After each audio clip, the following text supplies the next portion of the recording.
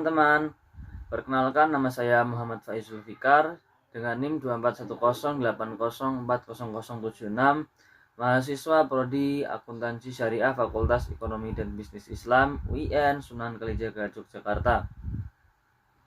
Video ini dibuat untuk memenuhi tugas mata kuliah Matematika, Ekonomi dan Bisnis Islam, yaitu tugas UAS ujian akhir semester. Pada video kali ini saya akan membahas tentang penerapan diferensial fungsi majmuk.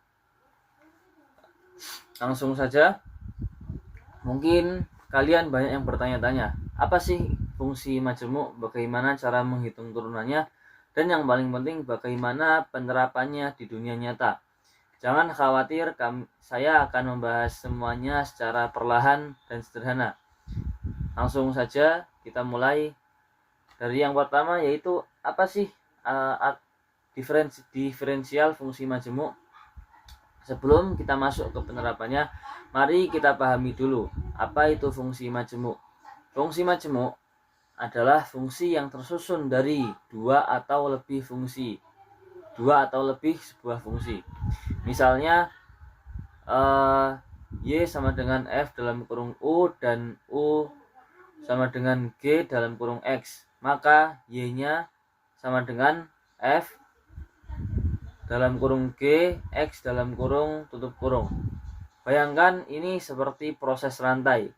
X tadi adalah sebuah variabel awal, G dalam kurung X mengubah X menjadi variabel baru, dan F dalam kurung U mengubah variabel tersebut menjadi hasil akhir atau Y tadi.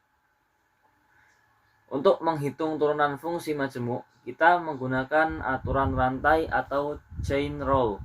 Aturan rantai mengatakan turunan fungsi majmuk adalah hasil kali turunan fungsi luar terhadap fungsi dalam dengan turunan fungsi dalam terhadap variabel aslinya. Secara matematis tadi ditulis dengan dy per dx sama dengan dy per du dikali du per dx. Dengan aturan ini kita bisa menghitung turunan fungsi yang kompleks dengan mudah. Kita lanjut ke contoh perhitungan diferensial fungsi majmuk. Mari kita lihat contoh sederhana untuk memahami cara kerja aturan rantai. Misalkan fungsi majmuk yang bertuliskan Y sama dengan dalam kurung 2x tambah 3 tutup kurung per 3. Di sini fungsi luar F dalam kurung U sama dengan U per 3. Fungsi dalamnya U sama dengan 2x tambah 3. Langkah menghitung turunannya yang pertama yaitu turunkan fungsi luar terhadap U tadi, yaitu F dalam kurung tanda koma atas dalam kurung U sama dengan 3U per 2. Yang kedua, langkah selanjutnya yaitu turunkan fungsi dalam terhadap X. G koma atas dalam kurung X sama dengan 2. Lalu kalikan keduanya, yang akan menghasilkan artinya turunan dari Y sama dengan dalam kurung 2x tambah 3 tutup kurung per 3 adalah dy per dx sama dengan 6 dalam kurung 2x tambah 3 tutup kurung per 2. Sekarang kita sudah tahu cara menghitung diferensial fungsi majmuk. Tapi bagaimana penerapannya dalam ekonomi dan bisnis? Mari kita bahas. Penerapan diferensial fungsi majmuk dalam ekonomi dan bisnis, yang pertama ada di dalam biaya marginal dalam sistem kompleks. Misalkan suatu perusahaan memiliki fungsi biaya total di mana biaya tergantung pada jumlah barang yang diproduksi, tetapi jumlah barang yang diproduksi juga dipengaruhi oleh waktu. Ingat, dipengaruhi juga oleh waktu. Misalkan biaya total yang dilambangkan dengan C dalam kurung X sama dengan 3x dalam kurung tambah 2 tutup kurung per 2. Terus jumlah barang yang diproduksi dilambangkan dengan X dalam kurung T sama dengan T per 2 tambah 1. Nah, kita ingin tahu bagaimana biaya berubah terhadap waktu. Ini adalah penerapan fungsi majemuk. Karena total biaya bergantung pada waktu melalui variabel jumlah barang. Langkahnya yang pertama yaitu turunkan fungsi luarnya, yaitu 3x dalam kurung tambah 2 tutup kurung tambah tutup kurung per 3 dalam kurung.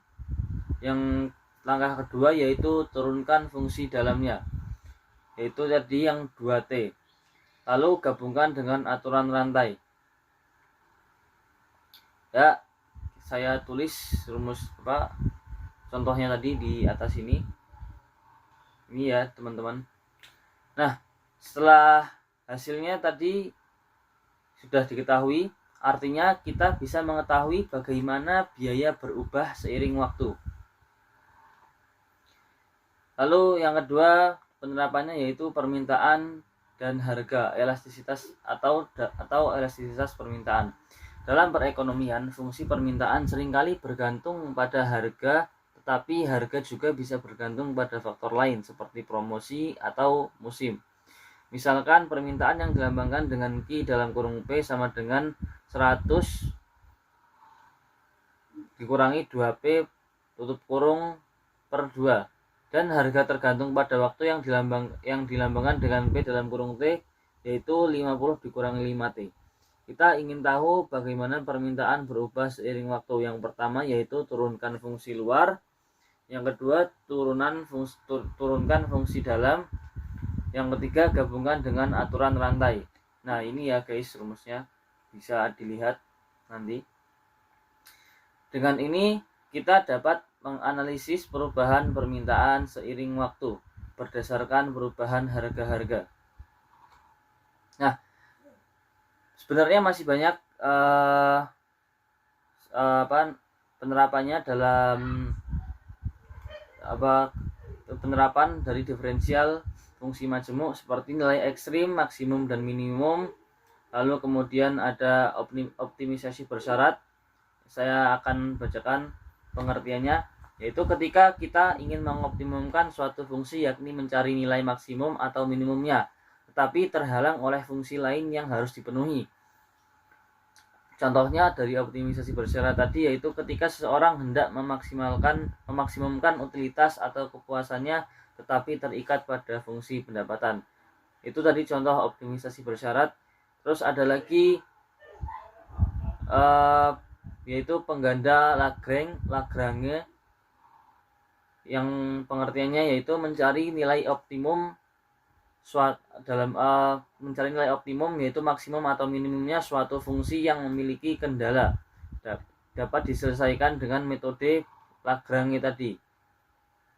Caranya dengan membentuk sebuah fungsi baru, yaitu fungsi yang hendak dioptimalkan ditambah hasil kali pengganda Lagrange dengan fungsi kendalanya. Nah, itu tadi penerapannya dalam penerapan dari diferensial fungsi sederhana. Nah, karena kalau saya jelaskan satu persatu akan sangat panjang, maka saya ringkaskan saja. Nah, sekarang kita ke kesimpulannya.